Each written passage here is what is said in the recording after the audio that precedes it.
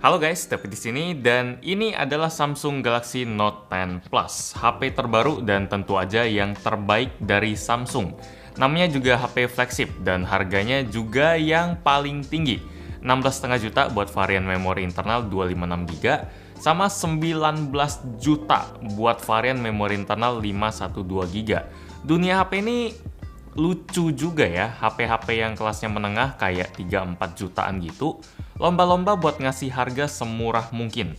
Buat HP yang kelasnya tinggi, kayak lomba-lomba buat tambah naikin harga, walaupun fitur yang dikasih memang jelas tambah banyak. Galaxy Note 10 Plus ini juga sama, harganya memang tambah naik dari tahun ke tahun, tapi fitur yang didapetin juga tentunya lebih banyak dibanding Galaxy Note 9. Pertanyaannya, memangnya kita perlu upgrade dari Note 9 ke Note 10 Plus atau dari S10 atau dari HP-HP lain ke HP ini? Apakah Note 10 Plus ini sebagus itu sampai worth it buat jadi HP baru kita? Di video ini kita bakal bahas abis. Pertama-tama kita coba lihat bagian desainnya dulu. Yang punya bezel super tipis di atas sama bawahnya. Buat bagian kanan kirinya malah agak tumpah gitu sampai ke pinggirnya. Sampai-sampai pas teman saya lihat HP ini dia bilang, "Wih, keren ya, kayak layar semua gitu." Tapi sayang ding, masih ada item-item di kamera depannya. Kalau itu bisa dihilangin sih pasti keren banget. Ya kalau mau kita bisa sembunyiin kamera depannya pakai bar hitam gitu lewat setting, tapi hasilnya malah jadi jelek banget sampai ngegeser sensor icon kayak sinyal sama baterai ke bawah. Kayak bezel beneran gitu, jadi kayak buang-buang ruang aja. Layar udah gede-gede kok malah dibuang. Kalau di seri Galaxy S10 kan Samsung naruh bulatan kamera depannya di pojok kanan atas, tapi kali ini di seri Note taruhnya di tengah. Katanya biar simetris gitu Samsung bilang. Ya kalau udah kebiasa sama keberadaan kamera yang setitik ini sih kita nggak bakal ada masalah ya. Tapi pasti sewaktu-waktu bakal keinget lagi sama kehadirannya dan mikir, kalau aja dia bisa dihilangin, pasti layarnya lebih enak buat dilihat. PR dari layar Note 10 Plus memang itu aja sih menurut saya, sisanya udah keren lah. Resolusi Quad HD Plus alias 2K, udah pakai panel Dynamic AMOLED yang warnanya the best buat saya. Makanya kalau lagi mau nonton video di HP, pilihannya udah pasti HP ini. Nggak ada saingan lah, udah ngedukung format HDR10 Plus pula, dan tentu aja udah pakai Gorilla Glass juga, dan ada ultrasonic fingerprint alias fingerprint dalam layar. Oh ya, walaupun ukuran layar Note 10 Plus ini udah nyentuh 6,8 inci, tapi dimensinya mirip sama Note 9 yang ukuran layarnya 6,4 inci ya, karena bezelnya yang tipis tadi. Pokoknya kalau dilihat sekilas, layar HP ini kayak bener-bener penuh deh. Sebenarnya sebelum ngeliat HP ini, sebelum tahu soal spek HP ini, saya agak ngarep kalau Note 10 Plus bisa jadi HP pertama Samsung yang punya layar dengan refresh rate minimal 90 Hz atau malah sampai 120 Hz biar feeling kalau HP ini ngebut tuh bisa tambah kerasa lah kayak yang ada di OnePlus 7 Pro. Nggak ada layar 90 Hz memang nggak bisa disebut kekurangan sih, tapi kalau ada kan level canggihnya bakal lebih gila lagi. Apalagi ini seri Note yang dari dulu saya anggap sebagai seri HP yang paling canggih. Mungkin Note 11 kali Samsung, please. Atau S11, atau malah dikasih ke seri A sebagai eksperimen. Entahlah, maaf curhat. Dari tadi kita bahas bagian depannya mulu ya, sekarang kita bahas sisi lainnya deh. Kayak bagian kanan nih HP, yang nggak ada apa-apa. Aneh banget sih pas saya pakai di seminggu awal, jempol kanan saya kayak selalu nyari tombol power gitu. Pas Anda nyobain HP ini pun pasti Anda ngerasain, pasti 100% harus pelan-pelan biasain sama tombol power dan volume yang ada di sebelah kiri. Itu pun awalnya bukan tombol volume, tapi tombol Bixby. Sampai Marques Brownlee yang dari MKBHD aja dia salah ngira gitu kan. Karena buat matiin nih HP, kita harus pakai tombol dalam layar yang bisa kita temuin pas kita geser bagian atas layar ke bawah. Kalau kita mau jadiin tombol Bixby ini sebagai tombol power, kita harus setting dulu. Gampang sih, cuma 2 langkah aja, tapi rasanya aneh aja. Soalnya Samsung maksa kita buat pakai Bixby gitu, dan itu nyebelin. Oh ya, ngomong-ngomong soal nyeting-nyeting dulu, layar HP ini bawaannya nggak bakal nampilin warna yang nendang banget ya. Kita harus setting lagi di menu display. Kalau seneng yang warnanya sopan, bisa pakai yang natural kayak bawaan pabriknya. Kalau seneng yang kontras, kayak yang saya pakai sekarang, itu pilih yang vivid. Ya, saya selalu pakai yang itu sih. Nah, di sisi bawah HP ini, kita bakal nemuin mikrofon, port USB Type-C, speaker, dan S Pen. Nggak ada headphone jack. Nggak ada headphone jack. Damn Samsung, kamu harusnya ngelawan Apple, bukan ngikutin. Budget buat ngatain headphone jack Apple yang hilang jadi sia-sia. Ya, di bagian atas kita bakal nemuin mikrofon, terus slot kartu SIM yang sifatnya hybrid. Itu bisa dikombinasiin kartu microSD sama satu kartu nano SIM atau dua kartu nano SIM sekaligus tanpa memori.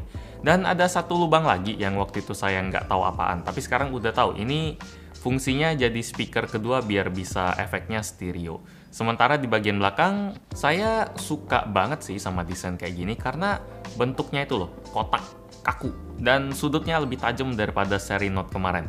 Mirip-mirip sama HP-nya Sony lah, dan sebagai orang yang demen banget sama Xperia zaman dulu, bentuk Note 10 Plus ini cakep banget. Warna putihnya ya keren aja gitu, buat saya kelihatan pekat dan bersih, simple.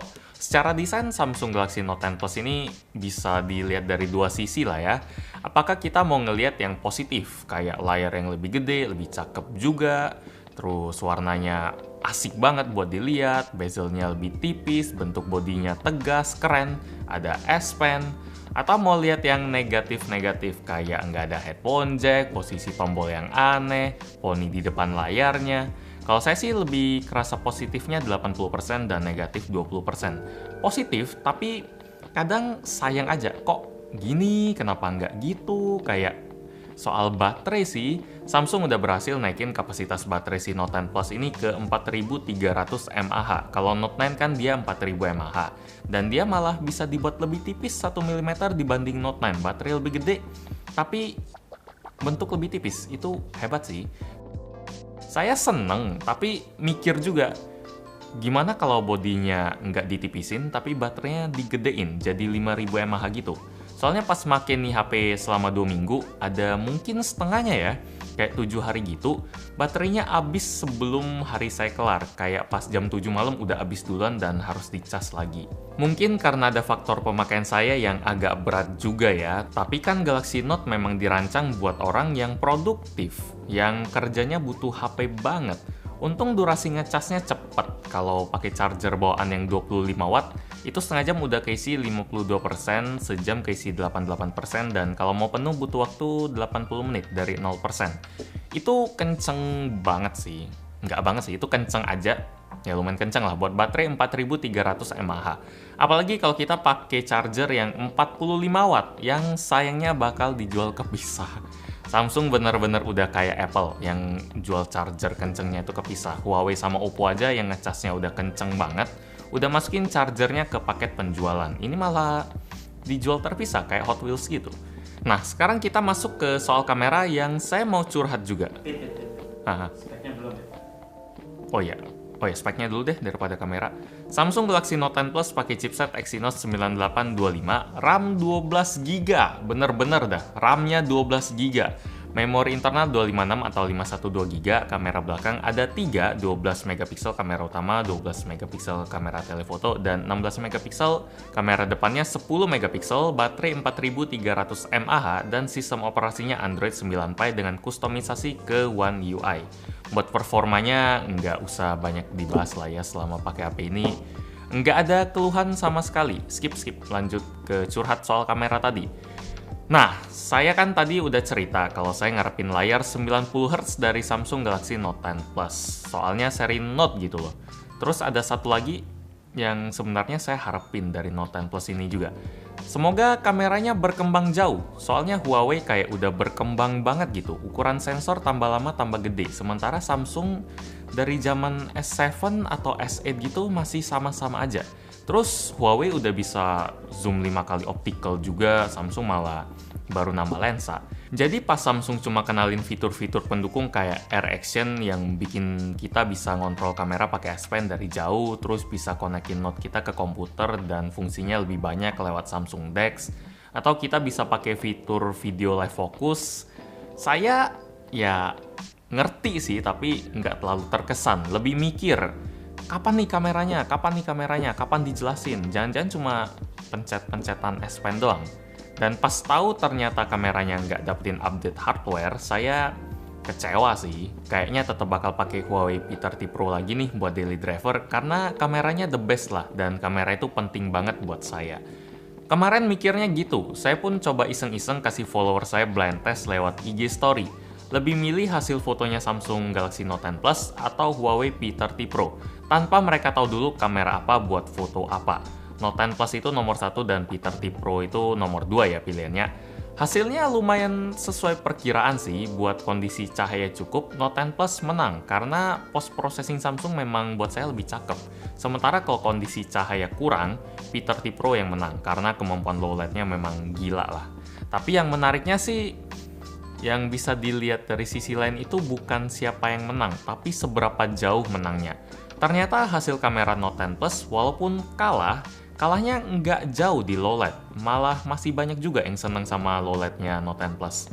Ini bikin saya bingung lagi. Awalnya saya kirain bakal milih Huawei aja buat daily driver, karena ya pasti kayak bakal ancurin Note 10 lah soal kamera, sensornya gede banget gitu.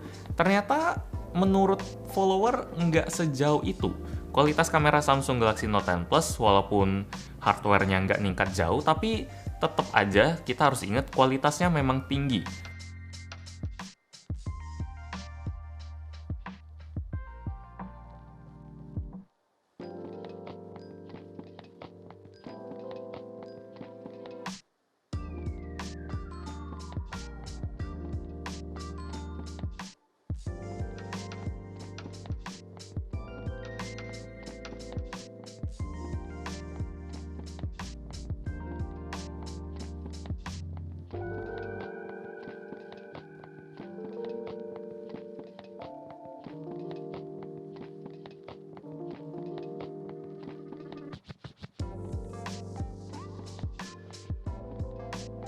Soal video juga, Note 10 Plus bisa hasilin video yang cakep. Kalau mau lihat sampel videonya, bisa nonton video soal versusnya sama Note 9 dalam bentuk vlog di New York sama Korea. Di sana ada sampel video kamera depan, kamera belakang, low light, super steady, suara perekaman. Pokoknya lengkap lah. Puas-puasin dah sampel video yang panjangnya belasan menit. Link videonya udah saya taruh di bawah. Kesimpulannya, Samsung Galaxy Note 10 Plus ini gimana? Sebenarnya semuanya bagus, cakep, tapi pasti ada aja sesuatu bagian yang bisa dikritik karena ekspektasi saya ke HP seri Note tuh memang tinggi banget. Selalu gitu sih.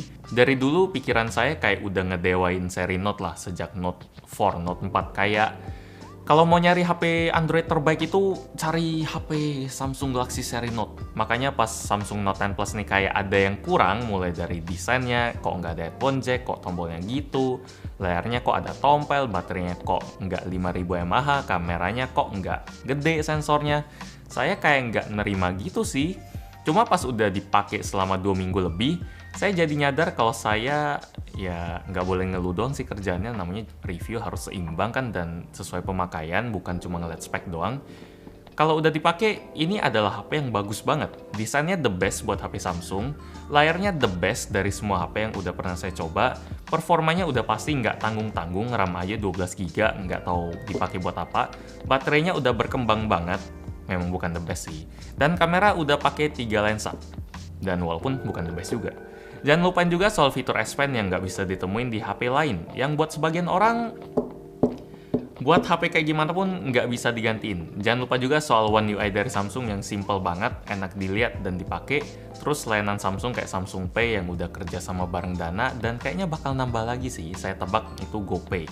Terus udah bisa bayar Samsung Store pakai GoPay, ada Galaxy Gift, yang gitu-gitu sih yang nggak bisa ditakar pakai lembar spek. Cuma ya tetap aja harganya memang tambah gila. Kalau mau beli HP ini ya silakan, saya rekomendasiin banget. Ini HP yang keren asal mikirnya nggak kejauhan dan mikirnya bukan HP yang perfect banget. Karena awalnya saya mikirnya gitu dan saya kecewa. Tapi pas udah turunin dikit, ini HP yang keren banget.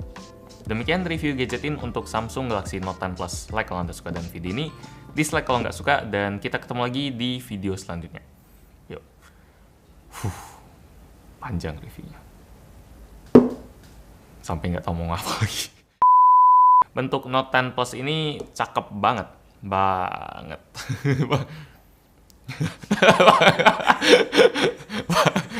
Oke. Error lagi.